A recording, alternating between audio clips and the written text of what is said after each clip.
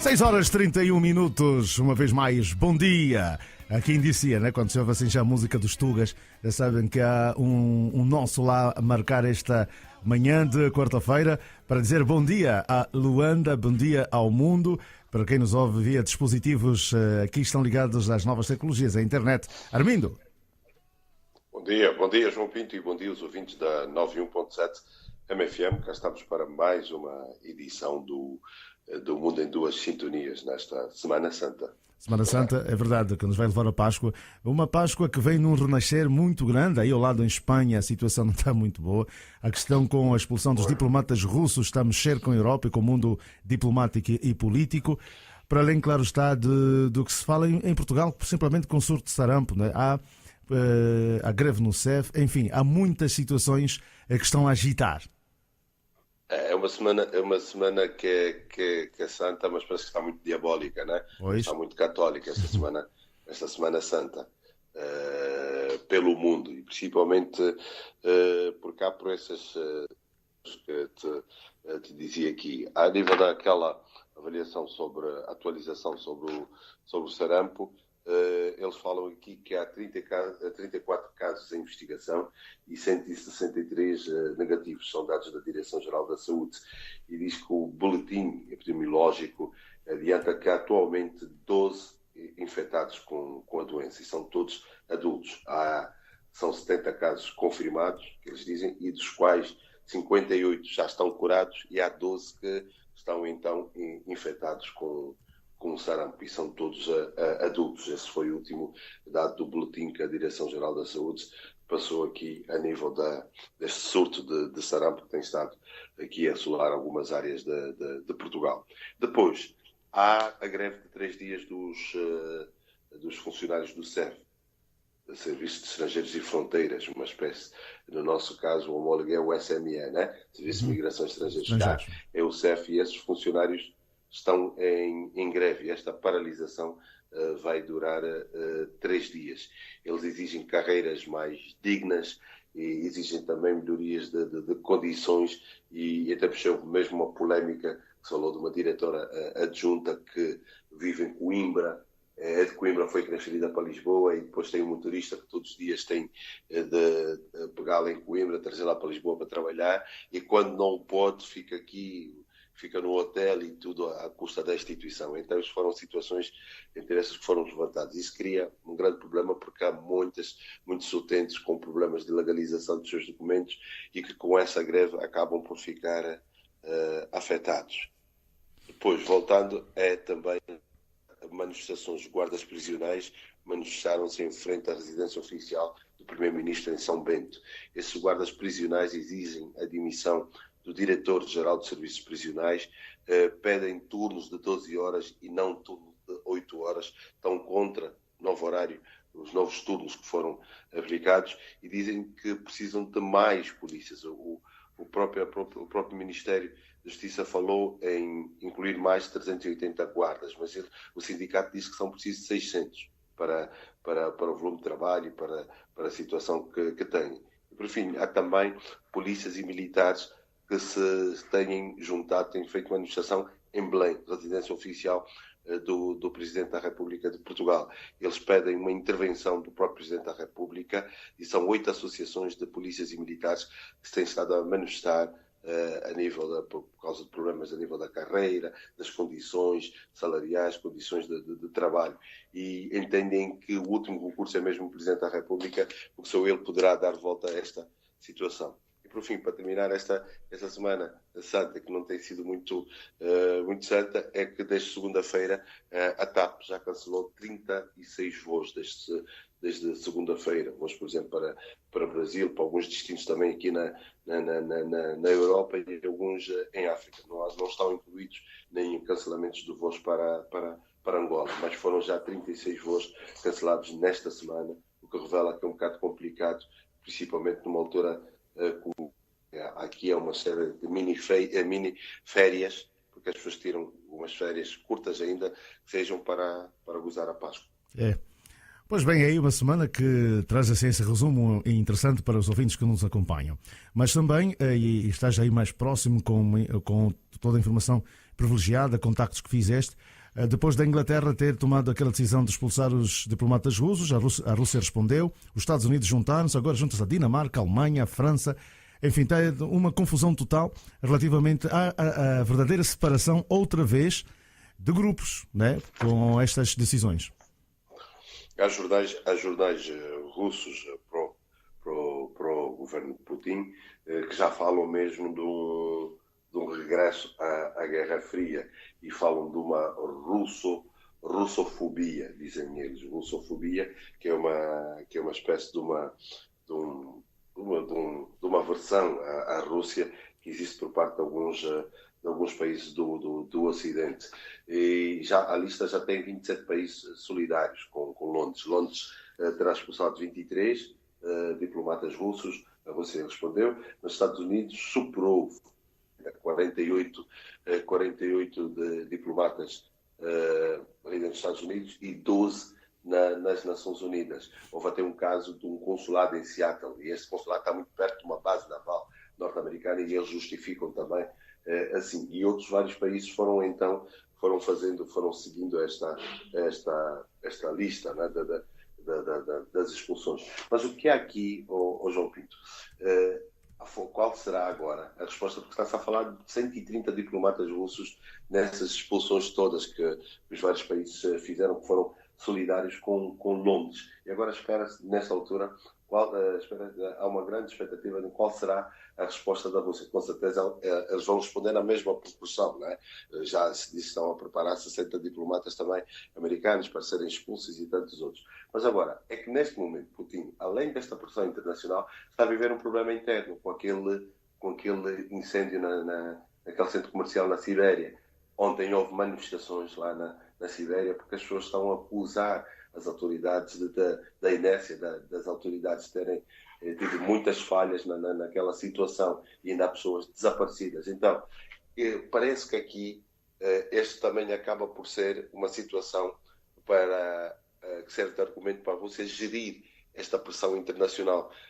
Qual é a ideia? Dar prioridade a uma situação interna, mostra que se está a focar naquela situação, já declarou luto, e que nesse momento, enquanto está a viver o luto, vai tratar dos seus primeiro, e depois é que se vai virar para esta situação lá fora. E, de certa forma, faz ganhar tempo. Agora há o pronunciamento do ministro Sergei Lavrov dos negócios estrangeiros. Putin ainda não fez assim um daqueles grandes pronunciamentos oficiais, certamente está a conversar com os seus conselheiros, com os seus membros do seu executivo, a recolher informações, e enquanto está esta situação interna. Então, para perceber. Agora, por cá, em Portugal, é que há também uma pressão. Porquê? Porque, primeiro, o ministro dos Negócios Estrangeiros fala numa tradição não confrontacional do governo de Portugal. Diz que Portugal não alinhou nesta situação nesta situação dos outros países europeus. Portugal entende que a medida que tomou foi de chamar o seu embaixador em Moscovo para consultas. O próprio Presidente da República, questionado sobre isso, ontem disse que esta decisão por parte do Estado português é uma decisão forte de chamar um embaixador para consultas em Lisboa. Significa que durante um período mais ou menos curto ou mais ou menos longo, assim é na diplomacia, a presença do mais alto representante diplomático português num país deixa de existir. Quer dizer, não há relações a este nível. É esta a postura que eles dizem. O Ministro dos Negócios Estrangeiros diz que, neste caso, a medida mais adequada é defender os interesses nacionais e expressar a posição de Portugal no plano internacional. Tem estado a usar da prudência e ver qual é a medida mais adequada. Aí há vários interesses em jogo, melhor dizendo. Há quem diga, por exemplo, que o apoio, por exemplo, a Rússia no verão passado apoiou nos incêndios. A Rússia terá apoiado também, Putin terá apoiado a candidatura de António Guterres para as Nações Unidas. E há outra situação ainda muito mais forte, é que Portugal neste momento tem a chamada geringonça, um governo de coligação de esquerda, e partidos que fazem parte do governo liderado pelo PS, mas que têm o apoio do PCP e do Bloco de Esquerda. O Bloco de Esquerda e o PCP são contra a Europa. são anti-europeístas. Não gostam muito dos Estados Unidos, do Reino Unido e da própria União Europeia. E eles, aliás, o próprio Bloco de Esquerda já se manifestou apoiando essa postura do governo português. O PCP, sabemos das ligações que o Partido Comunista Português tem com o Partido Comunista Russo, ainda não se pronunciou. De certa forma, o que parece aqui é que também, internamente, o próprio governo português está um bocado amarrado nesta coligação que tem. Ele não quer ir num sentido contrário ao sentido dos dois partidos que apoiam o governo. Daí a razão desta ponderação. Pois é exatamente o que estamos a mexer com o mundo. Há pouco aqui já falávamos aos nossos ouvintes sobre o que está-se a passar. Mark Zuckerberg vai predisposto a responder no Senado, aí por conseguinte poderão ir também os homens ligados ao Twitter, portanto o CEO, mas há sobretudo esta avaliação depois de se ter considerado que de facto tenham vazado os dados de mais de 50 milhões de utilizadores, 13,5% das ações, salvo erro, já foi, portanto, o Facebook desvalorizou 3,5%. Parece que está a surgir uma guerra comercial muito grande e se calhar surgindo uma nova rede social. Pois, João Pinto, e estes dados eram até à noite de segunda para terça-feira, 13. Hoje, os jornais nos Estados Unidos já anunciam uma desvalorização de perto de 18%. 18%. Já, uma notícia que depois vamos confirmar, mas já falam que o número terá subido. Por exemplo, nesta altura que falávamos do Facebook ter desvalorizado 13,5% nas últimas 2 semanas. Isto é uma desvalorização de qualquer coisa para transferir, para colocar aqui em números de 73 mil milhões de dólares. Verdade? Houve um impacto que nas últimas 2 semanas e que isto tem refletido isto a nível do mercado bolsista, né? Ela é uma das empresas mais apetitosas, é uma das empresas apetitosas no sentido dos investidores colocarem lá dinheiro. E esta situação não tem sido boa para a própria imagem da empresa, né? Não tem um reflexo nisso e também, não só, mas também no facto das empresas que se querem desligar, que querem deixar de investir na própria Facebook por causa desse escândalo todo. Então ele começa a viver esta pressão.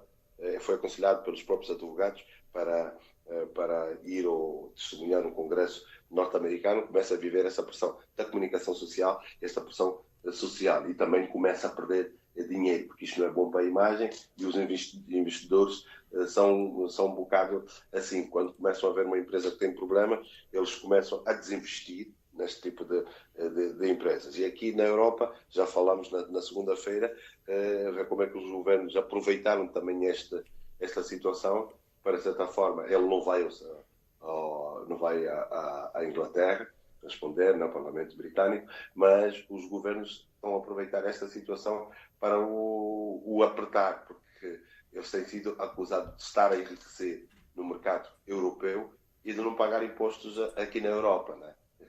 Diz que a empresa está sediada e ganha dinheiro com isso e agora eles estão a aplicar essas taxas todas. Então ele está a viver uma situação de muito aperto. E agora, com esta coisa de ir ao próprio Congresso nos Unidos, essa pressão, os advogados assim o aconselharam e dizem mesmo que essa decisão de Mark Zuckerberg vai levar também o CEO da Google e o CEO da Twitter a seguirem o mesmo caminho, uma vez que também foram convidados, os americanos preferem falar, segundo a imprensa, eles foram convidados pelo presidente do Senado a testemunhar no Congresso norte-americano. Há uma audiência sobre proteção de dados que terá lugar no dia 10 de abril. Está aí então a informação que fica, sobretudo aqui já tocamos a história de Mark Zuckerberg, não deixa de ser tão famoso, 33 anos de idade, multimilionário, mas com essa vai tendo alguma desvalorização. Isso acaba por ser, e antes de passarmos para o próximo tema, portanto, acaba por ser os cidadãos a darem um cartão vermelho ou um cartão amarelo, principalmente porque não gostam de ver os seus dados assim, né? Não há segurança de dados. Pois, esta ideia de um Big Brother, não é? De alguém que nos controla, de alguém que sabe tudo, controla todos os nossos dados, todos os nossos passos, muitas vezes fica subjacente. Nós, por exemplo, João Pinto, na na nossa vida enquanto jornalistas. Muitas vezes, na conversa entre colegas, dizem: oh, não, vocês jornalistas têm os telefones todos grampeados, vocês são controlados.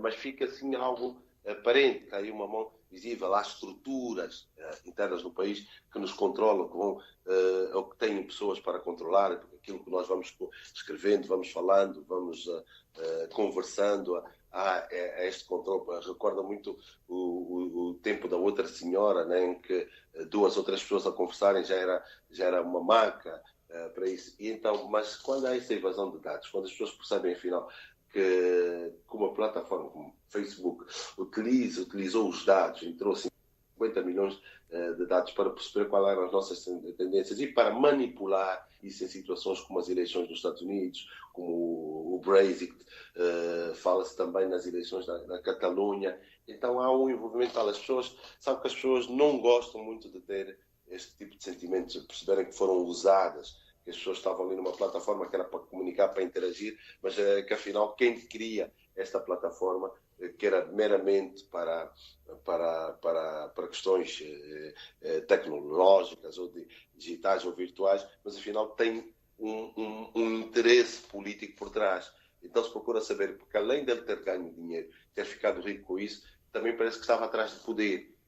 E de que forma é que há essa ligação com esta empresa britânica e de que forma é que ele sabia, e sabendo porque que não denunciou as autoridades, porque que não disse que houve uma falha e essas situações todas. Ele tem que estar interrogado por isso, porque entrou na vida das pessoas. Hoje as pessoas começam a perceber, afinal, que tudo aquilo que conversam, que tudo aquilo que falam, há pessoas que sabem, há pessoas que controlam, e de que forma é que isto amanhã pode ser usado contra nós, né? Pois bem. Benefício de outros. Foi assim que aconteceu.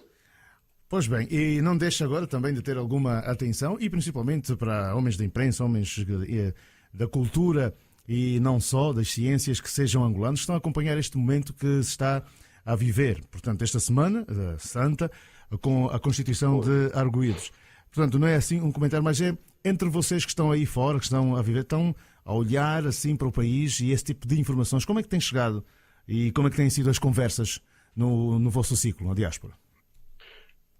Pois, João Pinto, permita-me só aqui um reparozito, um acréscimo de algo. Quando falava daquela situação, da postura de Portugal em relação à expulsão, Portugal tem nesse momento 26 diplomatas russos no país e até agora Portugal tem usado a ponderação e não ter feito, e os outros países saíram em solidariedade com a Inglaterra. Há setores da imprensa inglesa que agora, mesmo até aqui também em Portugal, alguns setores da sociedade civil começam a pressionar Portugal, porque há uma coisa que Portugal tem com a Inglaterra. Portugal tem um tratado, tem a mais antiga aliança diplomática do mundo em vigor, e é com a Inglaterra. Portugal e a Inglaterra têm, é o Tratado de Windsor, é de 1386. Veja, é de 1386 e foi assinado após os ingleses lutarem ao lado da Casa da Viz na Batalha de Aljubarrota. E depois foi renovado ainda entre os dois países em 1300 e foi renovado começou, aliás, em 1376, mas o tratado como tal foi assinado em 1386. Está ali o documento original ainda no Reino Unido. Então, é muitas vezes essa situação que a Inglaterra se escuda para buscar apoio de Portugal. Foi assim quando fez intervenção no Iraque e noutros sítios, e que Portugal também, quando se sente de certa forma apertado em algumas situações, usa dessa aliança. Então há uma quebra do ponto de vista diplomático. Aqui alguns setores falam de uma quebra naquela que é a mais antiga aliança diplomática do mundo, que foi assinada em maio de 1386, em vigor. Pois, agora voltando para nossa terra, a questão que tu colocavas da cultura jurídica, né? E aquilo que se pede a nível da comunicação social e a sociedade civil. João? Sim. Sim, aquilo que tu colocavas, voltando à questão que tinhas colocado a nível pois é, exato, pois da cultura jurídica, pois, e tudo aquilo para o qual vocês têm estado, né? Claro que é só assunto do momento. Sim. É o assunto do momento. Ontem estivemos aqui a ver a PGR teve uma reunião com o Ministro da Comunicação Social, o Ministro o Procurador-Geral da República teve uma reunião com o Ministro da Comunicação Social, o Ministro do Interior e o Ministro da Justiça. E falava-se muito da necessidade de incutir uma cultura jurídica aos cidadãos, e a comunicação social entrava através da própria televisão pública, tem um programa sobre lei, depois usar as rádios, os jornais, o próprio Ministério da Justiça também fez um pronunciamento, e o Ministro do Interior também admitiu que muitas vezes há falhas da parte do próprio Ministério em tudo isso. E deu para ver, parece que depois daquela situação, da palavra agora que é dessa semana, a palavra arguido, nunca se falou tanto na palavra arguido em Angola e entre os angolanos como tem sido agora. Até vão buscar várias definições e apareceram também mesmo no circuito virtual, nas redes sociais, Facebook, WhatsApp, de acusação e os advogados de defesa, cada um a buscar uma definição para esta palavra, para a palavra arguido. E parece que aqui já se começa a ver alguma pressão, a pressão dos vários setores, e as próprias redes sociais, a pressão civil, a comunicação social também começa a fazer essa pressão, porque parece que a PGR já se nota, as pessoas, depois da euforia, começam a perceber que há um recuo da própria PGR, depois de ter dado que terá percebido, ou de certa forma terá dado um tiro no escuro, e aqui já se fala de violação de segredo de justiça, a considerar determinadas pessoas arguidas, e essas pessoas depois vieram à tona e começa a haver uma divisão. Esta coisa de vir o esclarecimento, porque nunca se viu, ouvi ontem na televisão, o Procurador-Geral adjunto a ir à televisão pública de Angola a explicar, questionado por Ernesto Bartolomeu, e ele explicava o que era isso de arguido.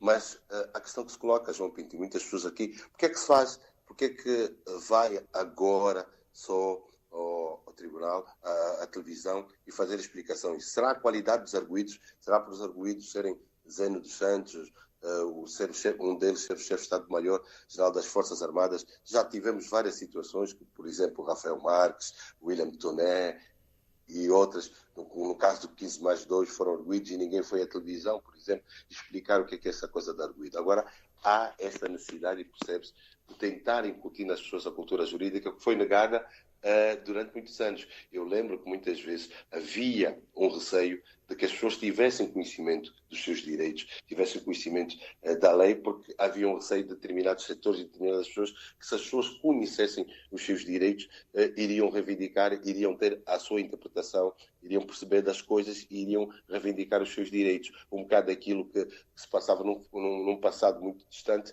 em que a Bíblia era só entendida por quem falava latim, quando Martinho Lutero traduziu para alemão, percebeu as coisas e esclareceu as pessoas. Havia este receio. Eu lembro-me até que havia uma organização, que eu tive um colega que chegou a presidente, o António Ventura, da AJPD, que eles tinham um boletim, conhece os seus direitos, e eles falavam mesmo da dificuldade que tinham em levar aquilo para prisões e para as cadeias e para outros sítios, para as quadras e o resto. E agora parece que se tenta aqui, de certa forma, tentar explicar às pessoas, porque a ideia do cidadão comum, as pessoas não têm, grande parte das pessoas, João Pinto, tu tens, alguns ouvintes têm, eu tenho alguns pessoas, mas outros não conseguem distinguir o que é arguido. A ideia das pessoas, quando alguém está metido o nome de arguido, para eles arguido é culpado.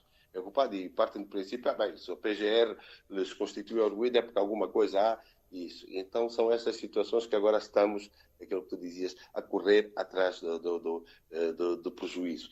Essas situações que nós tivemos, nós quando fizemos uma transição de um país de um partido único para o multipartidarismo, além da transição, eu acho que houve aqui também uma transação. Houve uma transação de certos poderes, porque se venderam-se poderes e compraram-se poderes. De certa forma, foi assim um bocado. Este período foi envolvido em muitas coisas dessa. Uma transição que se confundiu depois com transação. As pessoas, uns adquiriram poderes, outros perderam poderes. Então houve essas situações. E hoje estamos isso é reflexo daquilo que eu conheço a tua visão e aquilo que tu tens falado também, dessa necessidade. E agora, tu dizes, se esperar também que agora os jornalistas façam interpretações ou façam análise jurídica, ao juízo do valor. Os jornalistas devem fazer juízo dos factos. Os factos estão aí e eles vão ajuizando esses factos. Muito bem. Armindo Laureano, a partir de Lisboa, capital portuguesa, e aqui no nosso mundo em duas sintonias. Vivência Press News e Rádio MFM, segunda, quarta e sexta-feira, são os momentos que trazemos para essa conversa importante e interessante. Principalmente porque é preciso dar a conhecer os factos por quem está mais próximo e entender aquilo que se passa por cá e como é relatado na Europa. Dizias? Olha, deixa-me dar também aqui uma notícia, falando dos factos. Anunciam aqui ontem que no Rock in Rio, Lisboa, este ano vamos ter Alma Angolana, música angolana. Estão confirmadas as presenças no Rock in Rio, Lisboa, um dos maiores festivais de verão que é aqui, de Bonga, Paulo Flores e Inácio Mosquito.